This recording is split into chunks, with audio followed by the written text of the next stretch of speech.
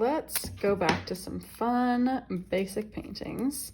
We're gonna tape off some triangle shapes and make some super easy, fun trees in watercolor.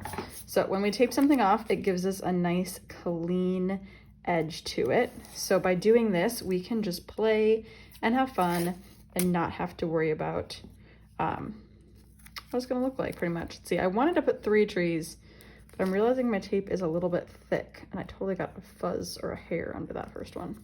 That's fine. I might have to do them, I'm gonna do like a miniature tree in the middle here.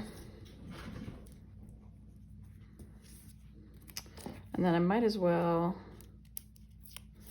do a nice long piece. This feels like a puzzle, and of course I'm using like a white tape so you can barely see what I'm doing, but you'll get the idea. I'll just fast forward.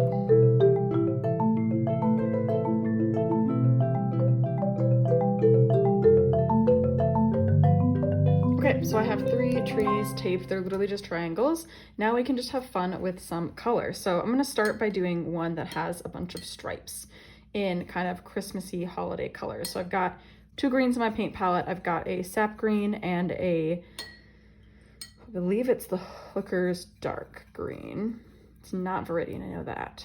And so I've woken them both up with a little bit of water, and I'm just gonna go in, I'm gonna do this on my left tree, and I'm gonna use my brush. This is a 8, and the nice thing about using a bigger brush is you can get nice big lines, and you can also get skinny lines because you can change how hard you are pressing the brush. So the harder you press the brush down, the wider your line will be, like that. And the less pressure, the skinnier the line. So you can kind of play with a variety in sizes. So I'm going kind of back and forth between these 2 greens to play with the sizes of these stripes. Do a skinny dark green. Now you could throw some red in there too. I think I'll just I think I'll stick to these greens because I got 3 trees I want to play with. I'll do one more of this light green at the top. Maybe I'll even fill into the triangle just so we get that really nice pointy top, and I'll actually fill it in at the bottom as well. The more color we have for a taped off painting like this, the more interesting it's going to be. So there's 1 tree, boom, done, super easy. Next, I'm gonna play with some more reds. So I've got some alizarin crimson in my paint palette. So that'll be kind of my base red. I've got cadmium red, but cadmium red is pretty orange. I'm gonna wake it up as well, but I'm just kind of ready for it to not be as red as I might want to use. And this time, this tree is really small. So I think for this one, I'm actually gonna just make it out of little blobs. And all these blobs are going to kind of bleed and make some pretty colors. So I'm gonna do mostly red. Oops, I just got the same red. Go to my cadmium red, which again is a bit more orange. I'm trying to get pretty pigmented paint for this. I don't want it to be super watery or it's not gonna show up really well. I wanna be able to see those different colors. Now I'm not being afraid to let these touch because if they touch, they're gonna bleed and make some cool things happen. But if I just smear them all together, I'm just gonna make a new color, and I do wanna see a variety of colors. Now just for fun, I'm gonna throw a tiny bit of purple in there. Sticking to analogous colors. So I'm not putting green in here because I'm having so much mixing happen. If I had green, the red and greens could make brown, and that is not what I'm looking for. Instead, I want to really focus on the red. So by adding purple, I know it'll look good with the red without distracting from it, since it's so similar to red in its color. Now I'm gonna grab some really, really pigmented red just to throw in at the very end. So I've got a damp brush and I'm really petting that paint awake because I'm using dry paint. So I squeezed it out of the tubes and then I let it dry so that when I paint with it, there's a lot of pigment and not a lot of water. If there's more water and I add a very, very wet paint to a wet surface, that's when it really blooms and spreads really far.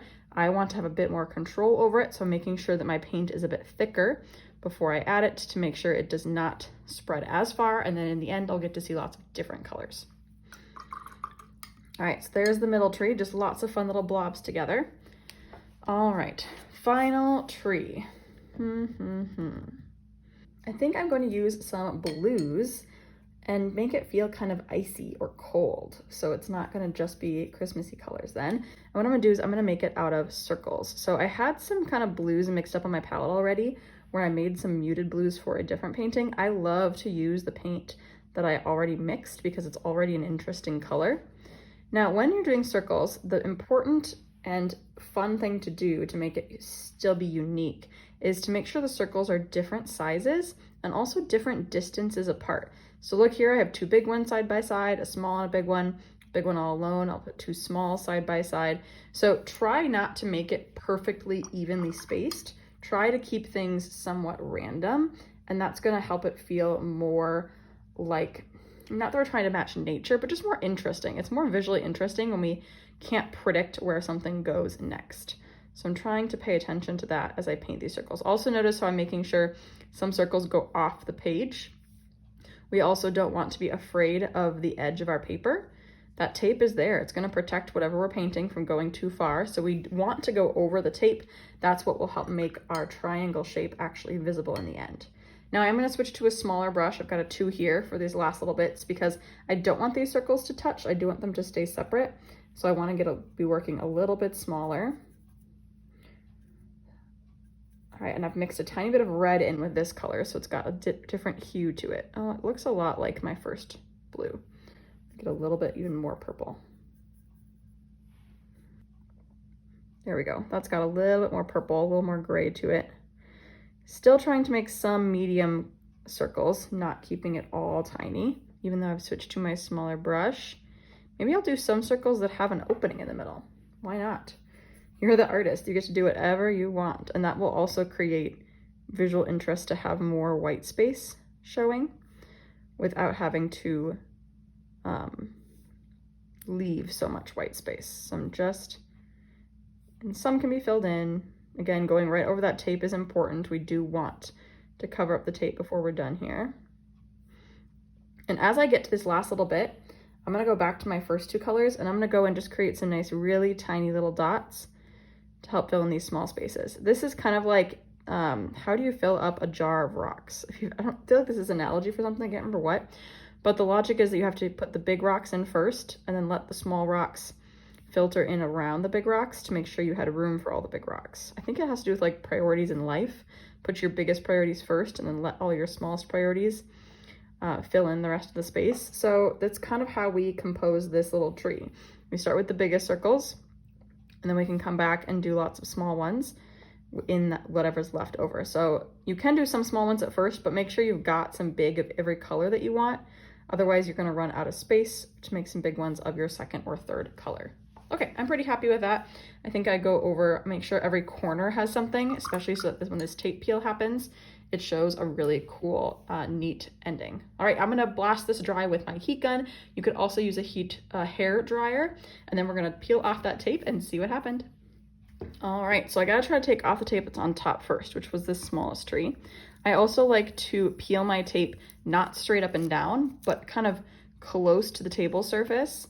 And to me, that I have the best experience getting some nice clean edges, which I'm quite pleased with in that first tree. That looks lovely and triangular. All right, this one is on top next. Looking good. I just be careful because I had some paint bleed in between the tapes. So that one came off cleanly, but we'll see. I just don't want to smudge this tape, the paint that's on this tape off onto the paper. I want to try to keep it on the tape. Okay, success. Oh, look at those clean edges. That is so satisfying.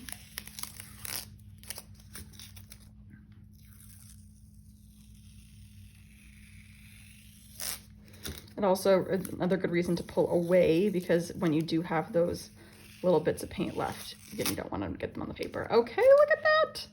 I'm really happy with this. Now, final little step is I want to give each one a tree trunk. This would make the coolest ever holiday card, handmade card that you wanted to give someone. So I'm just going to grab some dark brown. I've got some kind of brown and black mixed together, and I'm just going to draw a little square underneath these to keep with this kind of geometric theme. So I don't need to make it feel realistic. I just want to give it a little bit of a base, something to sit on. And I've got a little bit of space in the middle there where I could write Merry Christmas, Happy Holidays, whatever it is you need to write, their name. And that would just make it a super personalized gift. If you have like metallic paint, wow, that would be even more fun to add to this. So feel free to always play, of course, change it, make it your own. Switch up the colors. Maybe your stripes have both red and green. maybe your dots have a mix of all three of them. You probably could do this again and intermix the colors all together. Gotta be careful with that middle one and the bleeding, but it still will turn out just beautiful. Happy painting.